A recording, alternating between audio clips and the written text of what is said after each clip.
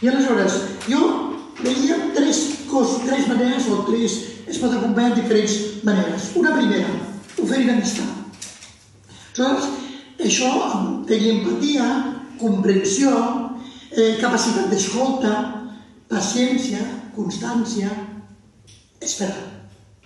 Aquesta és una primera de les qualitats i una del que no pot fer una altra cosa que faci això, que ja és importantíssim. Anar cada setmana, perquè clar, jo des de fa 30 anys totes les setmanes vaig, un dia a la setmana. Aleshores, oferir tot això ja seria una cosa. El que pot fer una cosa més, en algun moment determinat, una segona cosa. Per aquesta primera, jo diria que hi ha dues coses, tendresa i prudència. Tendresa, perquè tu pots escoltar amb molta pau, i prudència, quan diu, no, tu aquests t'enganyaran. No, me mentiran, però no, sí que m'estan enganyant, i això ja vol dir que no m'enganyen. Ja ho sé, ja està dins de la seva psicologia mentir-me, és normal, no? Es curiosíssim. A vegades un gitanío me dice, oye tú, que hay veces que ama mami, yo también quiero que te ame mami. Digo, y bueno, ¿qué quieres que haga yo para Santoni? Bueno, me cuido toda la semana. Digo, pues mira, eso es lo que hacen las mamás. Yo no soy mamá de poner peculio todas las semanas. O sea, si toman el pelo, pues no te lo pueden tomar, pobres, tienen todo el derecho. La segunda manera d'acompanyar també, quan és necessari, reivindicar que és just.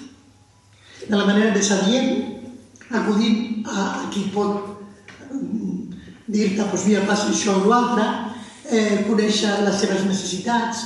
I en aquest moment sí que és molt important estar en contacte directe amb l'equip formador. Jo això m'ha anat molt bé perquè des del començament sempre he fet. Jo no vaig mai a un noi sense anar al treballador social, a l'educador, al jurista i parlar d'ells. I aleshores ens ajudem mútuament. Quan a vegades a alguns no els ha agradat que vagin els voluntaris és perquè els voluntaris a vegades s'han pres com si fossin els... No, tu estàs en una presó, ja hi ha un equip. I si tu vols ajudar de veritat, vés amb l'equip. I digues tot el que saps i que et diguin i ajuda't. I jo m'he trobat sempre, en aquest sentit, meravellosament bé. I molt estimada allà.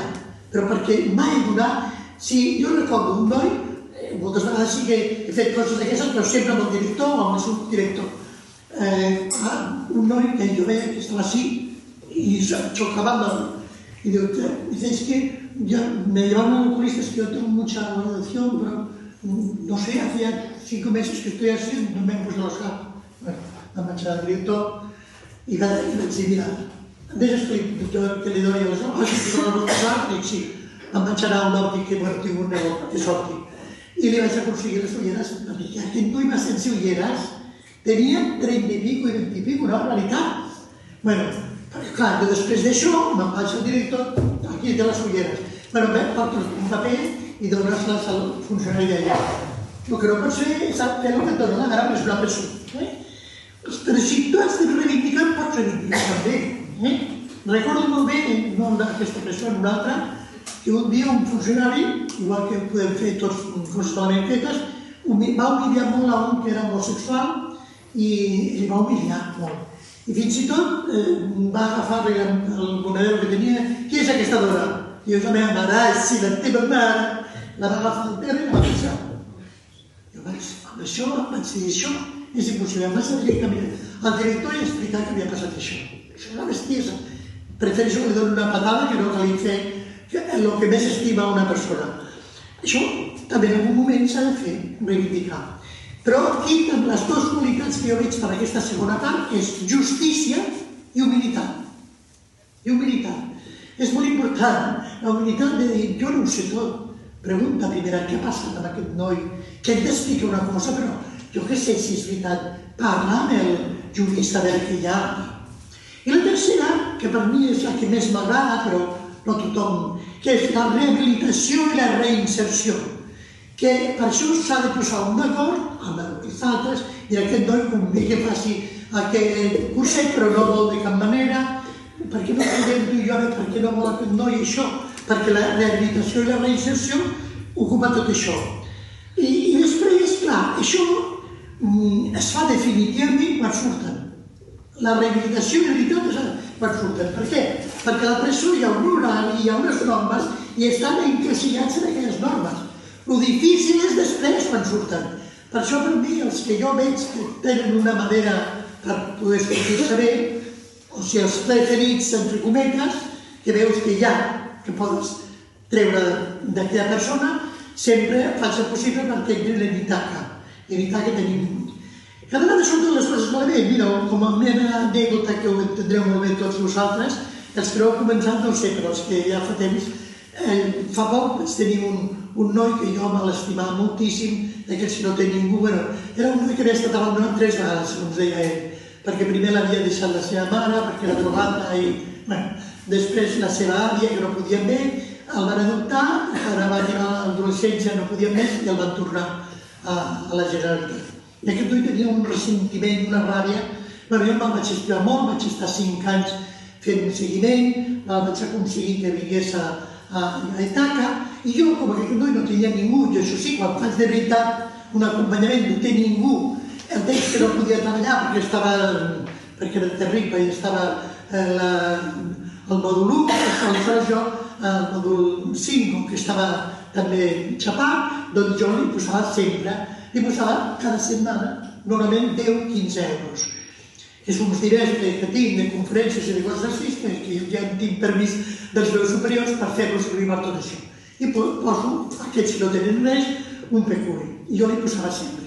Va sortir a Ítaca fins que no aconsegueix un treball o no podia aconseguir tenir una paga, doncs jo cada setmana, també perquè tingués per al cafè. I va passar una cosa d'aquelles que direu, mira que ja tinc experiència i normalment em deixo enganyar. Aquest noi, semblava que anava bastant bé tot el que seguíem, no?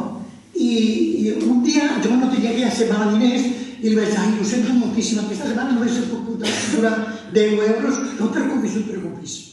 Ell estava en règim obert, perquè jo vaig demanar molt que ell estava preparat, que havia estat sempre a la presó o així, o a la Generalitat de la Dgaia, que per què no? I bé, el teníem a Ítaca, cada nit anava a Barràs a dormir i ens truquen de Barràs, diuen aquest noi torna a la presó perquè ha robat i miren vostès perquè em sembla que he fet una cosa, havia agafat d'allà d'Ítaca la targeta i havia tret diners i a mi m'havia tret també.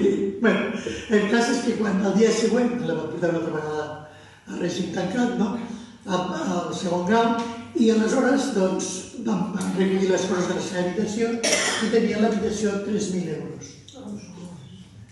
Clar, una es queda dient, jo cada setmana li vaig demanar perdó perquè només li donava 10 euros. Això ens pot passar. Mira que tinc experiència d'això i em pot passar. I aleshores han passat 5 anys d'això i quan va sortir, ell pensava, serà impossible. Però me'n vaig recordar molt d'un que va robar a Sor Genoveva i quan va sortir de la presó li va donar una abraçada tan forta i ella em va veure pel carrer i no sabia si acostar-se i li vaig dir Àngel!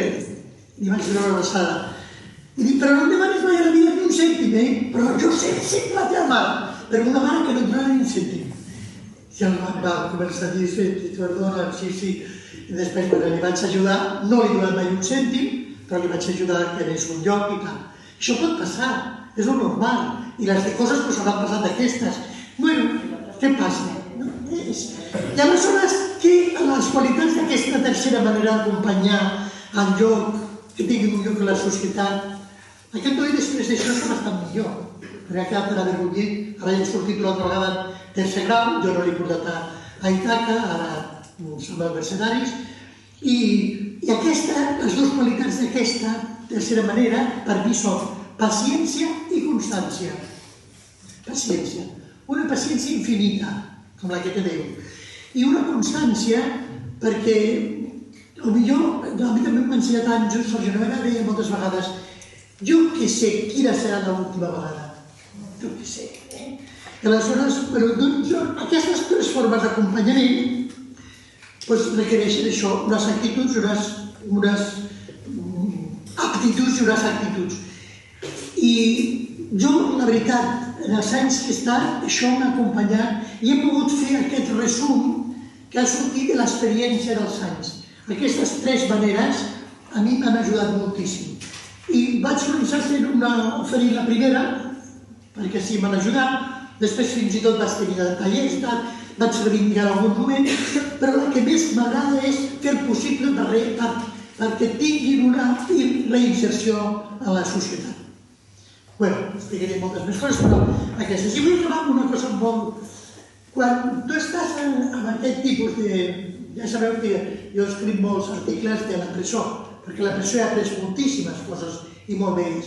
Però hi ha una cosa que em va cridar molt l'atenció. Jo vaig estar molts anys amb un violador molt famós, després quan va sortir li vaig acompanyar fins a França perquè li protegia en un monestir, va sortir malament i després van passar moltes aventures amb ell i molt dolentes totes, no? Però un dia, després de molts anys d'estar treballant amb ell, vaig arribar i em va dir una cosa molt curiosa.